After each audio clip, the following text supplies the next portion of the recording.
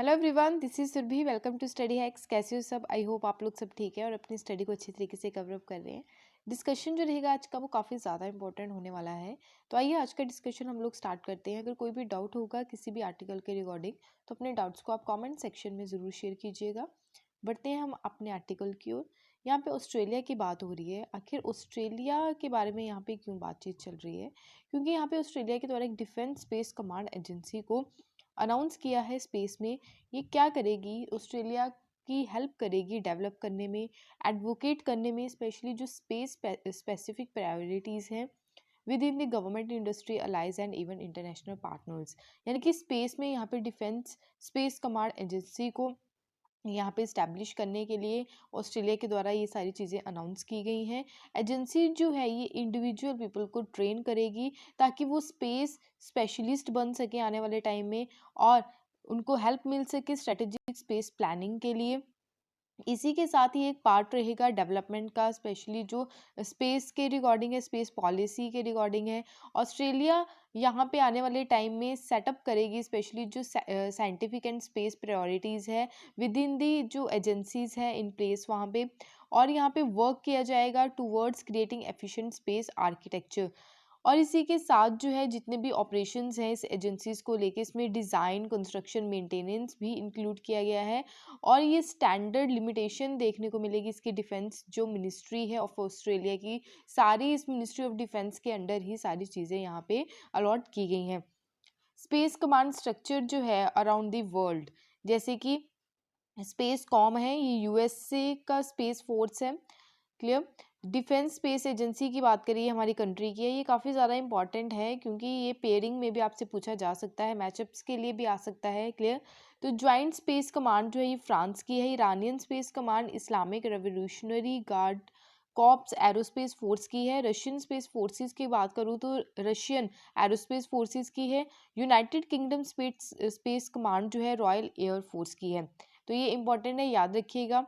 उसके अलावा यहाँ पे बात करते हैं मिलिट्राइजेशन एंड वेपनाइजेशन में, इसमें क्या डिफरेंस है, आखिर ये है क्या? तो मिलिट्राइजेशन एंड वेपनाइजेशन जो है एक कॉन्सेप्ट है स्पेशली स्पेस वेपनाइजेशन का, जो 1980s में लाया गया through the strategic defence initiative के थ्रू। और इसको स्टार वॉर्स प्रोग्राम के नाम से भी जाना जाता है, ये यूएसए के द्वारा यहाँ पे स्टार्ट किया गया। ये आइडिया जो है ये लार्ज नंबर ऑफ सैटेलाइट्स क्या करता है, पुट करता है ऑर्बिट में। क्लियर? और डिटेक्ट करता है, स्पेशली जिस जो एनिमी की मिसाइल है उसको डिटेक्ट करता है, उसको डिस्ट्रॉय करने का काम करता है। वेपनाइजेशन की बात करें, ये प्लेसमेंट रहती है ऑर्बिट में, स्पेस बेस्ड डिवाइस रहती है, डिस्ट्रक्टिव कैपेसिटी होती है इसकी वेपनाइजेशन की, यानी कि ये एनिमी की मिसाइल को डिस्ट्रॉय करने का काम करता है। और मिलिट्रलाइजेशन की बात करें तो आउटर स्पेस रेफर्स जो रहता है यूज़ किया जाता है स्पेस में। और यहाँ पे सपोर्ट होता है ग्राउंड, सी, एयर बेस जो मिलिट्री ऑपरेशंस रहते हैं उसको भी सपोर्ट प्रोवाइड करवाता है।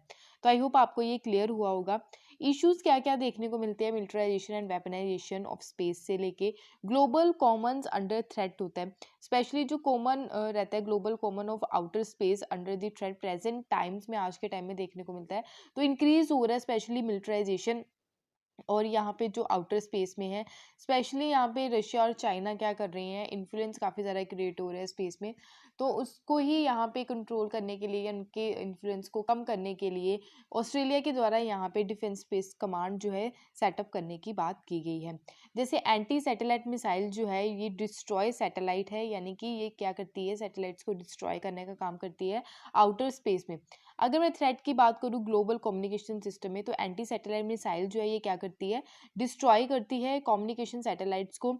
ठीक है? डाउन द कम्युनिकेशन सिस्टम, जैसे अपलिंक एंड डाउन लिंक जैमिंग्स होते हैं ना, जैमिंग्स ऑफ सैटेलाइट्स होते हैं, ये नेगेटिवली इम्पैक्ट डालते हैं स्पेशली किसके ऊपर, कम्युनिकेशन के ऊपर। क्लियर? अगर फ्यूचर सिक्योरिटी कंसर्न की मैं अगर बात करूँ तो इंक्रीज काफ़ी ज़्यादा हो रहा है number of Nations with interest in space, जैसे कि रशिया और चाइना क्या कर रहे हैं, बहुत सारे सैटेलाइट्स लॉन्च कर रहे हैं स्पेस में। तो ये इंटरेस्ट जो है अनदर कंट्रीज़ का वो काफ़ी ज़्यादा देखने को मिल रहा है स्पेस में। और लीडिंग जो पावर रिवाइवरीज हैं, स्पेशली कॉन्सिक्वेंट फेलियर्स भी देखने को मिले। और कॉमन जो रहता है स्पेस सिक्योरिटी को लेके, तो कैसे हमने प्रिवेंट करना है मिलिट्राइजेशन एंड वेपनाइजेशन को आने वाले टाइम में, ये भी सारी चीज़ें जो हैं ये भी इश्यूज देखने को मिलता है। Earth is our only home, यानी कि अर्थ क्या है, हमारा एक घर ही है, ठीक है। तो यहाँ पे जैसे वासुदेव कुटुंबकम का कॉन्सेप्ट जो है, जो प्रधानमंत्री श्री नरेंद्र मोदी जी के द्वारा बोला गया कि all earth is our family, clear. तो यहाँ पे इंश्योर करने की बात की गई है कि आर्म रेस जो है वेपनाइजेशन को लेके आउटर स्पेस में, तो ये क्रिएट कर रही है स्पेशली इन्वायरमेंट की uncertainty, suspicions, miss calculations and competition काफ़ी ज़्यादा क्रिएट कर रही है, और एग्रेसिव डेवलपमेंट देखने को मिल रहा है बिटवीन दी नेशंस, ठीक है। तो ये काफ़ी ज़्यादा इश्यूज हैं जो मैंने आपको अभी बताए हैं। अगर global rules and demands related to space की बात करें कि क्या क्या रूल्स हैं, क्या क्या डिमांड्स हैं, जैसे आउटर स्पेस ट्रीटी है 1967 की, उसमें क्या बोला गया है, इंपॉर्टेंट है, याद रखिएगा। आउटर स्पेस ट्रीटी 1967, ये रिलेटेड किससे है, ऑर्बिट में जब यहाँ पे चीज़ें जो हैं, सैटेलाइट जो है यहाँ पे प्लेस की जाती है ground the earth, any object अगर हम कैरी करते हैं, स्पेशली जो न्यूक्लियर वेपन्स हैं और any other kinds of weapons, mass destruction देखने को मिलता है। इंडिया जो है इसका पार्ट है आउटर स्पेस ट्रीटी का, इंपॉर्टेंट है, स्टेटमेंट के फॉर्म में भी आपसे क्वेश्चन पूछा जा सकता है। एंड अनदर 4 जो मल्टीलेटरल ट्रीटीज़ है जो डील करती है स्पेसिफिक कॉन्सेप्ट जो रहता है इस एग्रीमेंट से रिलेटेड, जैसे कि rescue agreement of 1968, Space Liability Convention of 1972, Registration Convention of 1976, Moon Treaty of 1979।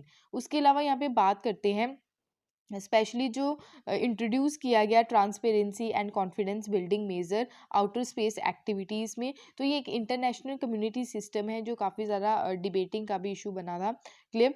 Another important idea की अगर बात करें, जो ज्वाइंटली रशिया और चाइना के द्वारा ये जो है लॉन्च किया गया, prevention of placement of weapons in outer space, जो यहाँ पे only weapons of mass destruction की बात करता है, और यहाँ पे रोक लगाने की बात की गई स्पेशली यूएस से और यूरोपियन यूनियन के द्वारा। तो आई होप आपको ये सारी चीज़ें क्लियर हुई होंगी। अपनी कंट्री के संदर्भ में देखें तो ऑस्ट्रेलिया आपको यहाँ पे देखने को मिलता है और सबसे स्मॉल कॉन्टिनेंट भी माना जाता है। ऑस्ट्रेलिया की मैं बात करूँ, ऑस्ट्रेलिया की जो कैपिटल है, ऑस्ट्रेलिया की कैपिटल आपको याद रखनी है, कैनबेरा इसकी कैपिटल है। उसके अलावा यहाँ पे आप देख सकते हैं बास स्ट्रेट है और ये तास्मानिया है, ठीक है। तो ये तास्मानिया सी आपको याद रखना है, ऑस्ट्रेलिया और न्यूजीलैंड के बिटवीन आपको तास्मानिया सी देखने को मिलता है, क्लियर। आई होप आपको ये सारी चीज़ें क्लियर हुई होंगी। अगर कोई भी डाउट होगा तो प्लीज़ ज़रूर बताइएगा। उसके अलावा यहाँ पे हम देख लेते हैं कि कैसे मिलिट्री सैटेलाइट्स जो है वो कॉमनली यूज़ की जाती है, स्पेशली कम्युनिकेशन के लिए, अर्निंग वार्निंग के लिए और इंटेलिजेंस के लिए, नेविगेशन के लिए, हाउ सैटेलाइट्स को हम कैसे यूज़ करते हैं स्पेशली जब अटैक करना होता है। तो यहाँ पे जैमिंग का यानी कि जैमिंग का यूज़ किया जाता है, conventional weapons, nuclear weapons, direct energy weapons, space based weapons, ठीक है। तो आई होप आपको ये सारी चीज़ें क्लियर हुई होंगी। नेक्स्ट यहाँ पे बात करते हैं कॉम्प्रिहेंसिव इकोनॉमिक पार्टनरशिप के बारे में, जो काफ़ी ज़्यादा इंपॉर्टेंट है। कॉम्प्रिहेंसिव इकोनॉमिक पार्टनरशिप आखिर है क्या? ये एक ट्रेड एग्रीमेंट है, जो यूएई और इंडिया के बिटवीन यहाँ पे साइन हुआ है। तो ये आप लोगों को याद रखना है क्योंकि ये पहले ही मतलब एग्रीमेंट साइन किया गया था, अभी इसको फाइनलाइज्ड किया गया है यूएई और इंडिया के बिटवीन। इंडिया और यूएई का जो कॉम्प्रिहेंसिव इकोनॉमिक पार्टनरशिप एग्रीमेंट है, 18 फरवरी 2022 में इसको साइन किया गया था ड्यूरिंग इंडिया और यूएई की जो वर्चुअल समिट रही उसके दौरान। एग्रीमेंट जो है ये अभी फोर्स में आएगा 1 मई से, क्लियर। तो यहाँ पे कॉम्प्रिहेंसिव इकोनॉमिक जो पार्टनरशिप एग्रीमेंट है ये प्रोवाइड करवाएगा स्पेशली इंस्टीट्यूशनल मैकेनिज्म और इनकरेज करेगा, इम्प्रूव करेगा, इनकरेज और इम्प्रूव करेगा जो दोनों कंट्रीज़ के बिटवीन जो ट्रेड देखने को मिलता है। साइलेंट फीचर्स की बात करें इंडिया और यूएई के बिटवीन में, स्पेशली कॉम्प्रिहेंसिव इकोनॉमिक पार्टनरशिप जो एग्रीमेंट है उससे रिलेटेड। अभी मैं आपको पहले ये बता दूं कि कॉम्प्रिहेंसिव इकोनॉमिक पार्टनरशिप एग्रीमेंट आखिर है क्या है। ये एक फ्री ट्रेड पैक्ट है, ये कवर करता है स्पेशली जो नेगोशिएशंस रहते हैं ट्रेड को लेके, सर्विसेज में और इन्वेस्टमेंट में, और अदर एरियाज जो रहते हैं इकोनॉमिक पार्टनरशिप को लेके।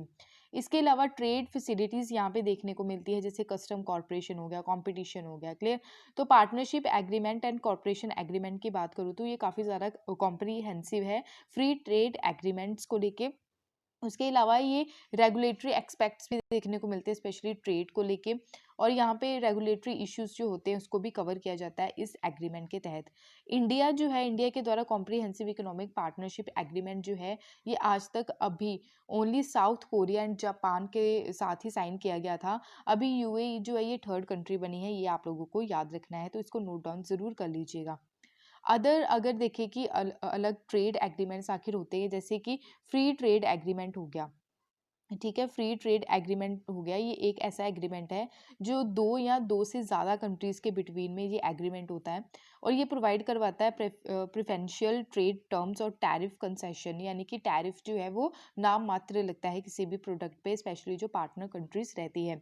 इंडिया के द्वारा नेगोशिएट किया गया specially free trade agreement with many countries, जैसे हो गया श्रीलंका हो गया, ठीक है, श्रीलंका एंड वेरियस ट्रेडिंग जो ब्लॉक्स हैं, एज वेल एज जैसे example ASEAN, ASEAN association of south east Asian nation का जो रीजनल कॉम्प्रिहेंसिव पार्टनरशिप प्लान था, उससे हम क्या निकल गए, बाहर निकल गए थे, जो एक फ्री ट्रेड एग्रीमेंट था between 10 states of the ASEAN and 6 countries जो रहती हैं प्लस, जैसे कि Australia, China, Japan, south Korea, India, New Zealand and जो आशियान के existing free trade agreement partners हैं, ठीक है। तो आई होप आपको ये क्लियर हुआ होगा। कॉम्प्रिहेंसिव इकोनॉमिक कॉर्पोरेशन एग्रीमेंट की बात करें तो ये कवर करता है स्पेशली जो ट्रेड टैरिफ नेगोशिएशंस रहते हैं उसको लेके, क्लियर। तो आई होप आपको इतनी चीज़ क्लियर हुई होगी। तो साइलेंट फीचर्स की बात करें तो एग्रीमेंट जो है कॉम्प्रिहेंसिव एग्रीमेंट, जैसे ट्रेड इन गुड्स हो गया, rules of origin, trade in services, technical barriers to trade, sanitary and phyto जो सैनिटरी है measures, dispute settlement, movement of natural persons, telecom custom जो प्रोसीजर्स रहते हैं, फार्मास्यूटिकल प्रोडक्ट्स को लेके, government procurement, intellectual property rights, investment, digital trade and corporation in other area. उसके अलावा बात करें कि बेनिफिट क्या क्या रहेंगे, ये आप देख सकते हैं, यहाँ पे यूएई कंट्री है, ठीक है, ये हमारी इंडिया, यहाँ पे अरेबियन सी, इंडियन ओशियन, पर्शियन गल्फ आपको यहाँ पे देखने को मिलता है, अरेबियन सी और पर्शियन गल्फ, और यहाँ पे गल्फ ऑफ ओमान है। तो इन दोनों को कनेक्ट करने वाला कौन सा स्ट्रेट है, ये आप लोग जरूर बताइएगा कमेंट सेक्शन में। बेनिफिट क्या क्या होगा हमारी कंट्री को, इंडिया जो है, इंडिया को बेनिफिट ये देखने को मिलेगा कि प्रिफेंशियल जो मार्केट एक्सेस है प्रोवाइड करवाएगा यूएई, यानी कि यूनाइटेड अरब एमिरेट्स, स्पेशली यहाँ पे लेबर्स जो रहेगा, जो इंटेंसिव सेक्टर्स है, लेबर्स इन इंटेंसिव सेक्टर्स को काफ़ी ज़्यादा बेनिफिट यहाँ पे मिलेगा। बोथ इंडिया एंड यूएई जो है, दोनों कंट्रीज़ की मार्केट जो है ब्रॉड सर्विसेज सेक्टर में काफ़ी ज़्यादा देखने को मिलेगी। उसके अलावा यहाँ पे एग्रीमेंट जो किया गया है सेपरेट एनहेक्स किया गया है, स्पेशली फार्मास्यूटिकल्स एंड फैसिलिटेट रहेगा Indian pharmaceutical products. Clear, clear है इतना। अगर मैं बैकग्राउंड की बात करूँ तो इंडिया एंड यूएई दोनों, मतलब यहाँ पे बायलेटरल रिलेशंस जो हैं काफ़ी ज़्यादा इंपॉर्टेंट है दोनों कंट्रीज़ के बिटवीन में, डीप रूटेड, यानी कि बहुत मतलब हिस्टोरिकल बैकग्राउंड यहाँ पे देखने को मिलता है दोनों कंट्रीज़ के बिटवीन, कल्चरल एंड सिविलाइजेशन के पॉइंट ऑफ व्यू से। कॉम्प्रिहेंसिव स्ट्रेटेजिक पार्टनरशिप जो है ये एक इनिशिएटिव है, जब prime minister of India Shri Narendra Modi ji UAE में इनके द्वारा विजिट की गई थी 2015 में, तब इनके द्वारा ये बातचीत की गई थी। इंडिया एंड यूएई जो है ये लीडिंग ट्रेडिंग पार्टनर है, और यूएसडी 180 मिलियन पर एनम 1970 से जो ट्रेड देखने को मिल रहा है इंडिया और यूएई के बिटवीन, बाईलेटरल ट्रेड यहाँ पे इंक्रीज हुआ यूएसडी 60 बिलियन फाइनेंशियल ईयर 2019-20 से। UAE India third largest trading partner है, क्लियर। और इसके अलावा सेकेंड लार्जेस्ट एक्सपोर्ट डेस्टिनेशन है हमारी कंट्री की, यानी कि हमारी कंट्री का जो प्रोडक्ट है ये यूएई में काफ़ी ज़्यादा जाता है, ठीक है, एक्सपोर्ट हम लोग करते हैं। यूएई जो है ये इंपॉर्टेंट सोर्स है स्पेशली एनर्जी के पॉइंट ऑफ व्यू से, और की पार्टनर है हमारी कंट्री का डेवलपमेंट के फील्ड में, strategic petroleum reserve, upstream and downstream petroleum sectors जो हैं यहाँ पे देखने को मिलते हैं।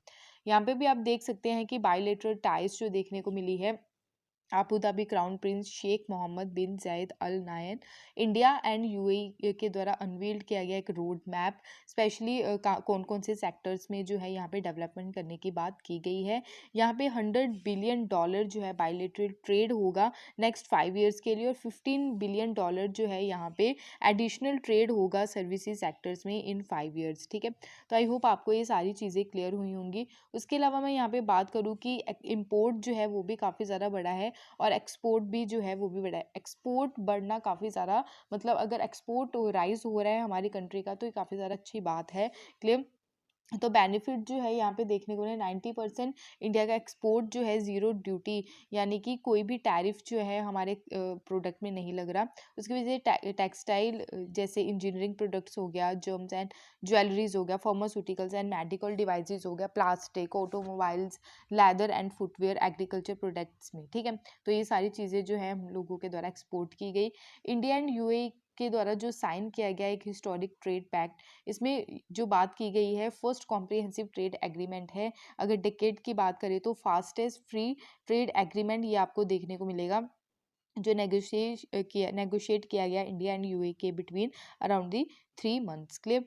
यहाँ पे बेनिफिट जो होगा इंजीनियरिंग प्रोडक्ट्स को लेके, ठीक है, हम एक्सपोर्ट करेंगे स्पेशली जो इंजीनियरिंग प्रोडक्ट्स हैं। तो $5 बिलियन जो है 2021-22 में ये जो है इसका जो एक्सपोर्ट जो हुआ वो राइज हुआ। अगर इंजीनियरिंग गुड्स प्रोजेक्टेड की बात करें तो 9.2 बिलियन जो है 2026 से लेके 2027 तक जो है, यानी कि 2026 तक यहाँ पे जो एक्सपोर्ट करने की बात की गई है। इसके अलावा यहाँ पे देखिए कि सब सेक्टर्स जो रहते हैं, ठीक है, उसमें भी यहाँ पे बेनिफिट मिलेगा।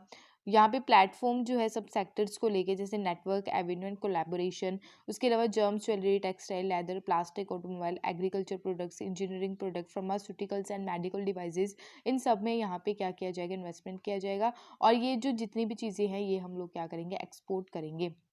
उसके अलावा ज़ीरो ड्यूटी लगेगी हमारे गुड्स के ऊपर। इसमें 90% जो है इंडिया का एक्सपोर्ट रहेगा यूएई में। उसके अलावा गुड्स, सर्विसेज, कैपिटल, टेक्नोलॉजी में भी यहाँ पे इंक्रीज़ करने की बात की गई है, जो हमारी कंट्री को यहाँ पे क्या होगा, बेनिफिट होगा। उसके अलावा trade goods rules of origin, जो मैंने आपको पहले ही बता दिया कि डिजिटल ट्रेड जो है ये फुल डीप एग्रीमेंट है, जो इस चीज़ में सारी चीज़ें जो है इसमें कवर की गई हैं। तो आई होप आपको ये सारी चीज़ें क्लियर हुई होंगी। आपके सामने क्वेश्चन है, इस क्वेश्चन का आंसर ज़रूर दीजिएगा। यहाँ पे कुछ कंट्रीज़ दी गई हैं फ्री ट्रेड पार्टनर्स की बात करें तो आसियान के बिटवीन जो आती थी फ्री ट्रेड एग्रीमेंट, जिसको रीजनल कॉम्प्रिहेंसिव इकोनॉमिक पार्टनरशिप के नाम से हम लोग जानते हैं।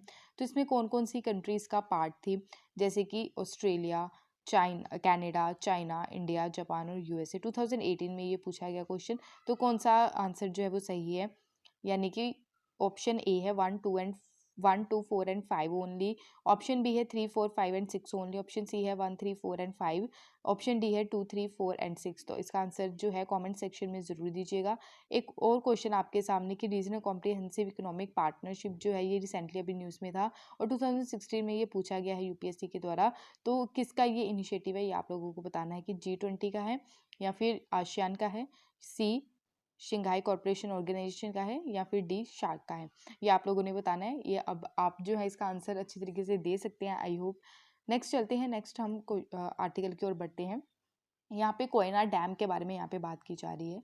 अभी controller and auditor general of India जो है उनके द्वारा अभी यहाँ पे चीज़ें जो ग्रांट दी गई थी, एडमिनिस्ट्रेटिव अप्रूवल दिया गया था, उसको रिवाइज करने की बात की गई है, ठीक है। यहाँ पे जो चीज़ें जो हैं यहाँ पे रिवाइज करने की बात की गई है controller and auditor general of India के द्वारा।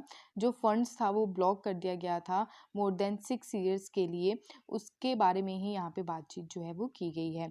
अगर यहाँ पे बात करें कोयना डैम के बारे में, कोयना डैम जो है ये काफ़ी ज़्यादा इम्पोर्टेंट है, स्पेशली ये महाराष्ट्र में आपको देखने को मिलता है और महाराष्ट्र का ये काफ़ी लार्जेस्ट डैम है।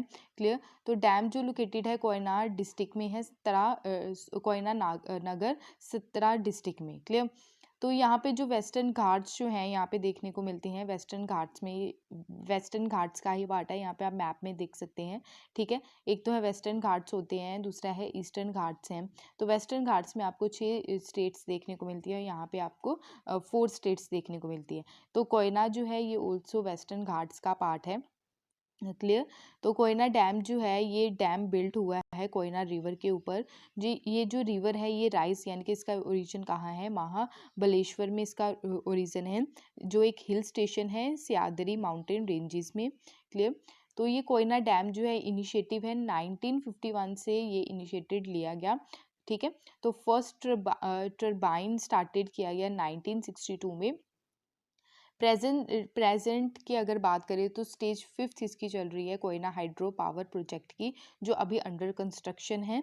यहाँ पे हाइड्रो इलेक्ट्रिसिटी जनरेट की जाती है। फैसिलिटीज़ यहाँ पे इरिगेशन की फैसिलिटीज़ प्रोवाइड करवाई जाती है नेबरिंग एरियाज़ में। कोयना डैम सप्लाई जो है स्पेशली पश्चिम महाराष्ट्र में ये वाटर सप्लाई होता है, और इसी के साथ हाइड्रो इलेक्ट्रिक पावर जो है नेबरिंग एरियाज़ में यहाँ पे हाइड्रो जो पावर है वो डिस्ट्रीब्यूट की जाती है। डैम जो है ये काफ़ी ज़्यादा इंपॉर्टेंट रोल प्ले करता है, स्पेशली फ्लड कंट्रोल किया जाता है मॉनसून सीजन में। कैचमेंट एरिया जो है ये डैम का कोयना रिवर में, और शिव सागर लेक यहाँ पे देखने को मिलती है। इसके जब ये डैम जो है इससे एक लेक क्रिएट होती है जिसका नाम रखा गया है शिव सागर लेक। इंपॉर्टेंट है, याद रखिएगा। अप्रोक्सीमेटली ये 50 किलोमीटर की लेंथ आप इसकी देख सकते हैं। कोयना वाइल्ड लाइफ सेंचुरी जो है ये कवर करती है अराउंड 423.55 किलोमीटर स्क्वायर एरिया, जो नोटिफाई किया गया था 1985 में।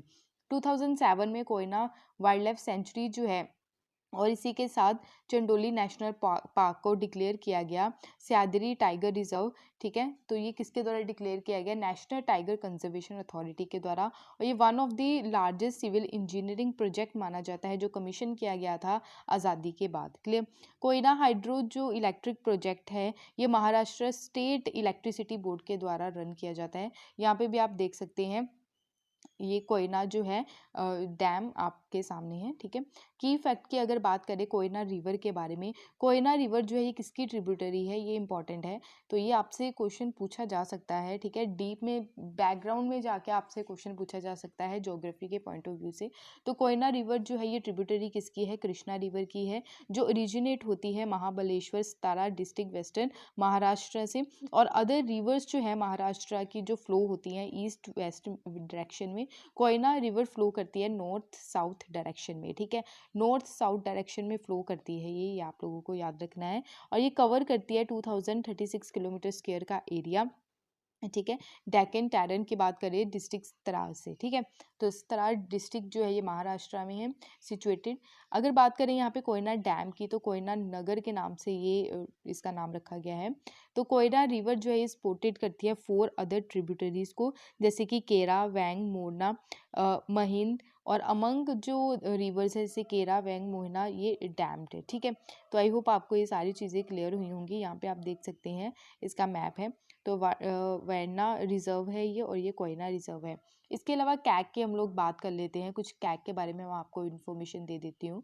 कैग यानी कि controller and auditor general of India, ये एक इंडिपेंडेंट अथॉरिटी है जो कॉन्स्टिट्यूशन ऑफ इंडिया के अंदर इसको रखा गया है, यानी कि एक संविधानिक बॉडी है। अगर इनकी बात करें कि ये हेड जो है Indian audit and account department को हेड करते हैं, और ये चीफ गार्डियन माने जाते हैं कैग पब्लिक पर्स के, ठीक है।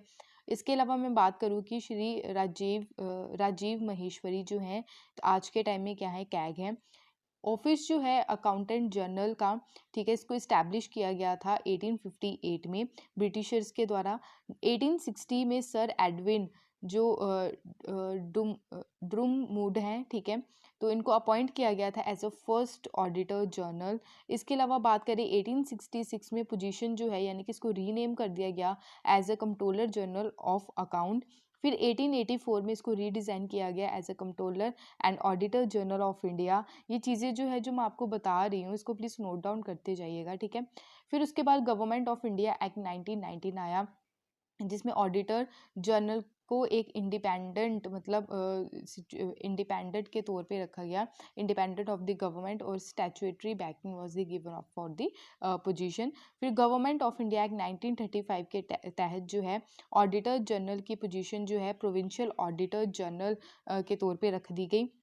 उसके अलावा 1936 में यहाँ पे डिटेल जो अकाउंटिंग एंड ऑडिटिंग फंक्शन है इनके अंडर रख दिए गए।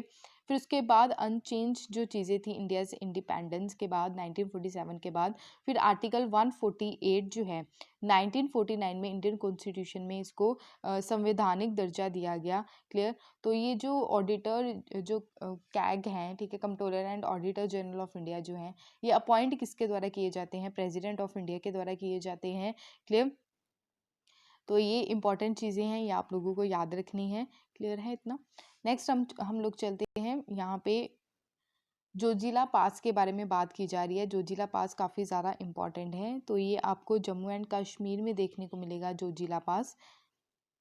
तो जोजिला पास जो है ये हाई माउंटेन पास है जो लोकेटेड है कारगिल डिस्ट्रिक्ट ऑफ लद्दाख में। क्लियर। तो ये लिंक जो पास करता है ले एंड श्रीनगर से करता है, और इम्पॉर्टेंट लिंक है ये यूनियन टेरिटरी लद्दाख और कश्मीर का। यहाँ पे आप मैप में भी देख सकते हैं। यहाँ पे बारालाचा पास है और यहाँ पे क्या है, जोजिला पास है। तो ये लिंक आप देख सकते हैं मनाली और लेह से। क्लियर। उसके अलावा यहाँ पे बात करें, जोजिला पास को माउंटेन पास ऑफ बिलियार्ड्स भी बोला जाता है। जोजिला पास यहाँ पे ड्यूरिंग विंटर के टाइम में काफ़ी ज़्यादा स्नो यहाँ पे देखने को मिलती है, जिसकी वजह से जो सड़कें वगैरह है वो काफ़ी ज़्यादा ब्लॉकेज हो जाती है वहाँ से। ठीक है। तो लद्दाख रीजन फ्रॉम कश्मीर आपको देखने को मिलेगा। 2018 में जोजिला टनल प्रोजेक्ट लॉन्च किया गया। ये एशिया की लॉन्गेस्ट टनल मानी जाती है एंड बाई डायरेक्शनल टनल है ये, and all weather connectivity between Srinagar Kargil and Leh. यानी कि अगर स्नो की वजह से सड़कें ब्लॉक भी हो जाए, ये टनल से क्या रहेगा, आप आसानी से जा सकते हैं। मेजर पासेस जो है हिमालयस में, ये आप लोगों के लिए इंपॉर्टेंट है, ये स्लाइड काफ़ी ज़्यादा इंपॉर्टेंट है। जैसे कि बनिहाल पास, बनिहाल पास लिंक करते हैं कश्मीर वैली से हिमालयन रीजन जो है। बारालाचा पास मैंने आपको पहले बता दिया, हिमाचल प्रदेश से लेह लद्दाख तक रहता है ये। फोटुला पास जो है Leh with Kargil of Ladakh. Rohtang pass जो है कुल्लू वे और यहाँ पे हिमाचल प्रदेश जो है एरिया, वहाँ से आप देख सकते हैं। शिपकीला पास जो है किन्नौर डिस्ट्रिक्ट जो हिमाचल प्रदेश का है और तिब्बत वाला रीजन है, उसको कनेक्ट करने का काम करता है।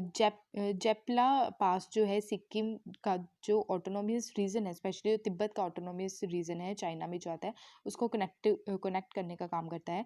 नथुला पास की बात करें तो सिक्किम के साथ तिब्बत में कनेक्टिविटी इसकी देखने को मिलती है। लिपुला पास लेक जो है ये चॉर्डन्स वैली जो है हमारी कंट्री की और तिब्बत का जो ऑटोनोमियस रीजन है, क्लियर, जो चाइना के कंट्रोल में है।